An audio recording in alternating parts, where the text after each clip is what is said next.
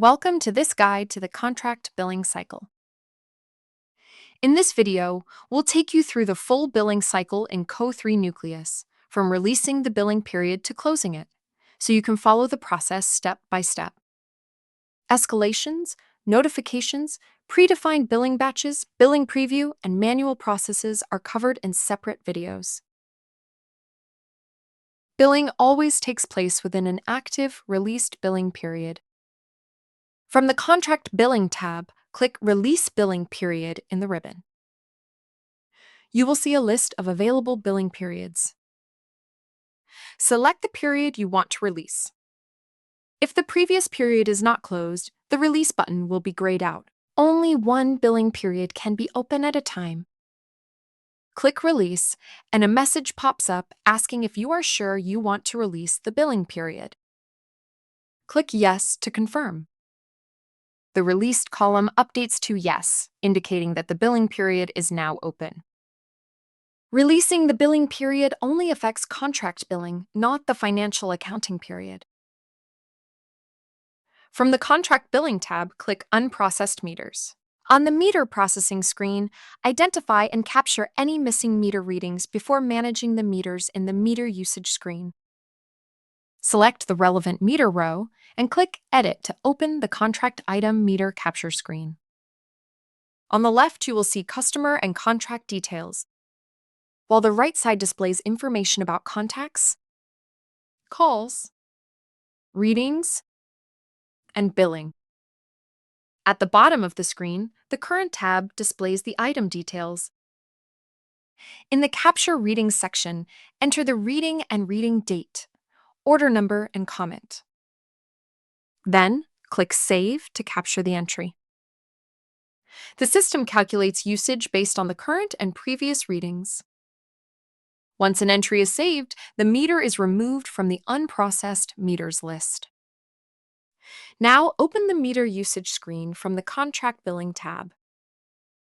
The meter processing screen serves as the primary workspace for reviewing meter readings during the billing cycle. Captured readings show a reading date, while uncaptured meter readings display as 0 with no date.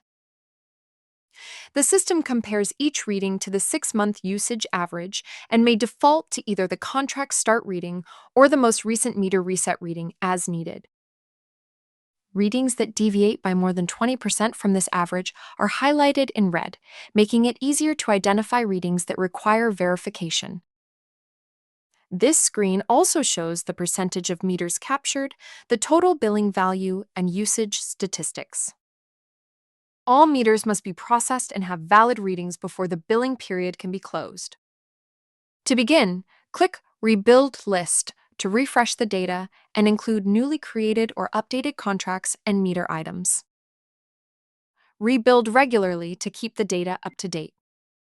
Before using the Process Action buttons, tick the marked checkbox for each row you want to include.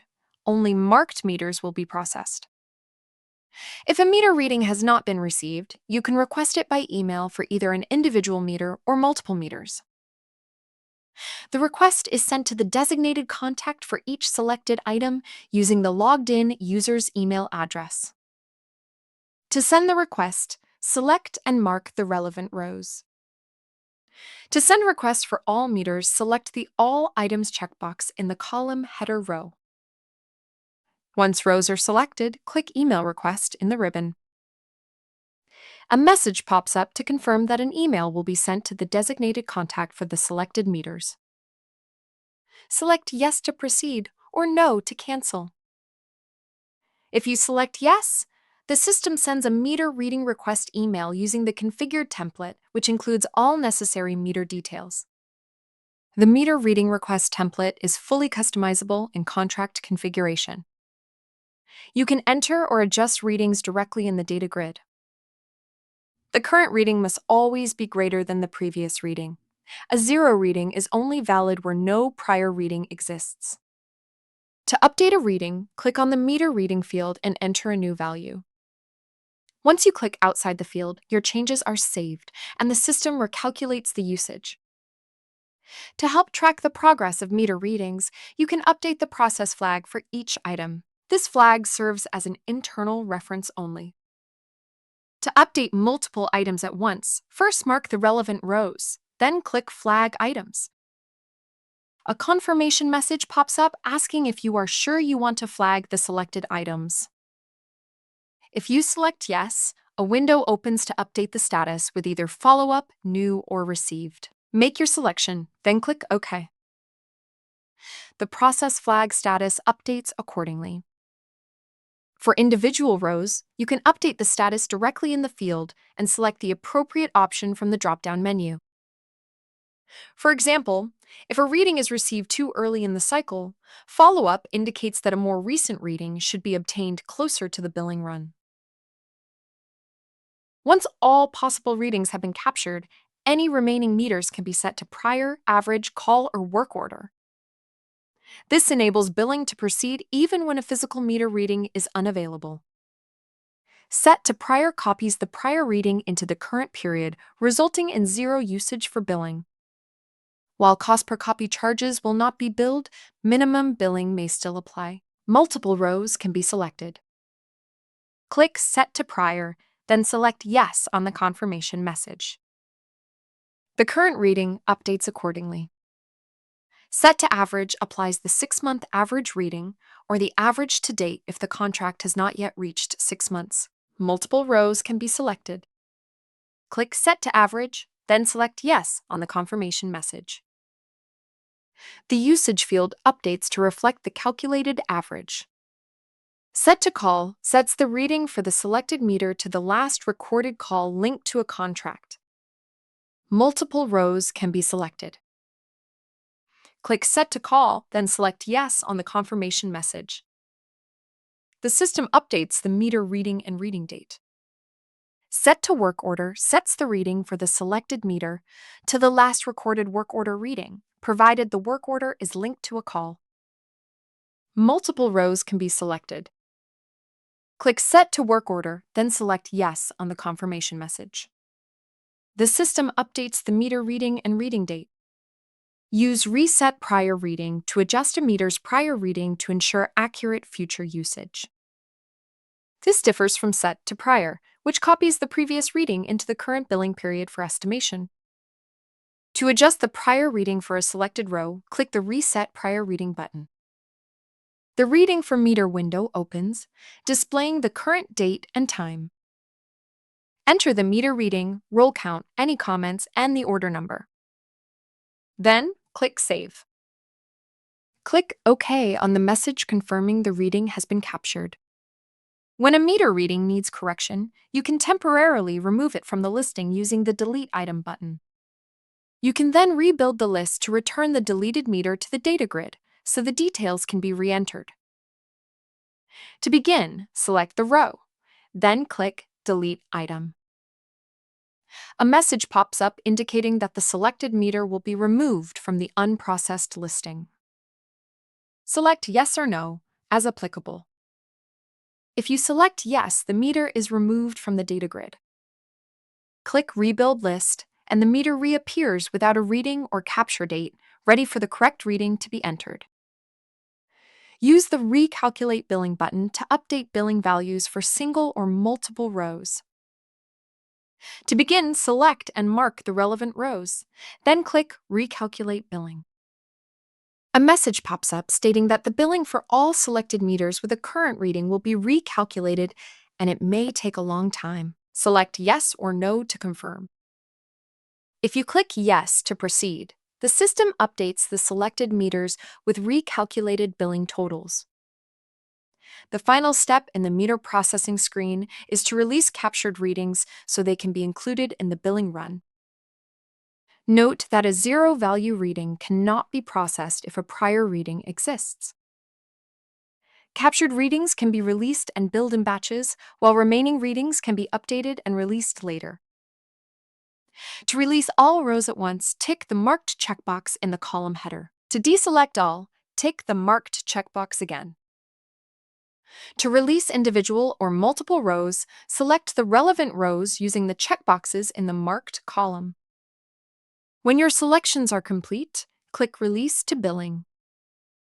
A message pops up stating that all selected readings will be released for billing, prompting you to select yes or no. If you click Yes to proceed, the Is Released field updates to Yes, indicating that the readings are ready for billing. Once your predefined billing batches are created and saved, you are ready to run the billing process. Predefined billing batches and scheduled batches are covered in a separate video. From Contract Billing, click the Billing button in the ribbon. The Contract Billing screen opens in the default site of the logged-in user. If the screen opens to all sites, select the required site. The current period shows the active billing period. Confirm the invoice date, as this will appear on the generated contract invoices. By default, all contracts, contract types, and fee types are marked. Adjust these selections as needed. Ensure the correct fee types are selected, especially if rental and usage charges are billed separately. You can further refine the list by filtering on billing day or by using a predefined billing batch. The contracts displayed will reflect your filters and remain marked unless you deselect them. When your selections are complete, click Save to run the billing process. A message asks if you are sure you want to create the billing batch. If you select Yes, and there are unreleased meter readings, a message pops up indicating how many remain unreleased and checks if you still want to proceed. If you select Yes, a message appears confirming that the invoicing has been run successfully. Click OK to close the message. The screen refreshes and all contracts, contract types, and fee types return to their default selections. Because AutoBill is enabled in Nucleus Configurator, invoices are created automatically and the Invoice button remains inactive. If AutoBill were disabled, the Invoice button would become active, allowing you to generate invoices at your convenience. Once invoices are generated, they're sent to the print queue. From Utilities, click the Print Queue button in the ribbon. Ensure you are working in the correct site before selecting Contract Invoice from the Select Type drop-down menu. Mark the relevant invoices to be printed. To mark all, use the Select All checkbox. Once selections have been made, click Save. A message pops up to advise that the selected items will be removed from the screen and added to the print queue if you are sure you wish to continue. If you select Yes, the invoices are removed from the print queue and sent to the print queue viewer, where you can view the print status. From Utilities, click the Print Queue Viewer button in the ribbon. The Print Queue Viewer screen opens where you can track printing progress and delivery results. Once printed, invoices are posted to the financial system. This process updates accounts receivable and creates invoice balances due from customers. Once all meter readings have been released and all items have been billed, you can close the billing period. From Contract Billing, click the Close Billing Period button in the ribbon. The Contract Billing Period Closure screen opens, showing the period, month, year, and release status. Click Save in the ribbon to proceed. A message pops up asking if you are sure you want to close the billing period, identified by the period, month, and year. If you select Yes, a message pops up confirming the billing period has been closed successfully. Click OK to close the message. The screen refreshes, and contracts waiting to be billed in the next period will now be displayed. Fields for period, month, and year update, as well as the period still to be released. This example video shows how the system responds when there are still unprocessed meters. When you click Save and select Yes to close the period, an error message notifies you that some meters are unprocessed and that their readings must be set and released before you can close the period. Click OK to close the message. Complete all outstanding billing actions before attempting to close the period again. For contracts linked to a finance party, you can now create back-to-back supplier invoices. From the Procurement tab, select Invoices. The Purchase Invoice listing screen opens. Click Add Back-to-Back Invoice. In the Supplier field, click the Search button to select a supplier. Make your selection and click OK. Then, click the Search button to select a billing period. Make your selection and click OK. Optionally, filter by serial number. Use drag and drop to move the relevant fee or meter items into the invoice data grid. Specify the new invoice number on the pop-up window, then click OK. When you are ready, click the Next button in the ribbon. The Add a Back-to-Back Supplier Invoice screen opens. Verify details, add a reference, and any comment. When complete, click Save in the ribbon. A message pops up to confirm the successful save of the invoice. Click OK to close the message. A report generation message asks if you want to print the invoice. If you select Yes, the preview opens in a new window with options to adjust the layout, save, print, add a watermark, export, or email. Return to the Purchase Invoice listing screen. Select the relevant invoice and click Approve in the ribbon to approve the supplier invoice. A message pops up confirming the supplier invoice has been processed as accepted. Click OK to close the message. The approved invoice is processed in the financial system. Multiple invoices can be created and reviewed in the same way to end off the contract billing cycle. In some situations, contracts may need to be managed manually, outside the automated billing run. These options include items awaiting contract, service account balances, manual contract invoices, contract credit notes, and contract inquiries. All are covered in separate videos. Manage contract billing accurately, efficiently, and with full traceability. Businesses make better decisions with CO3 Nucleus.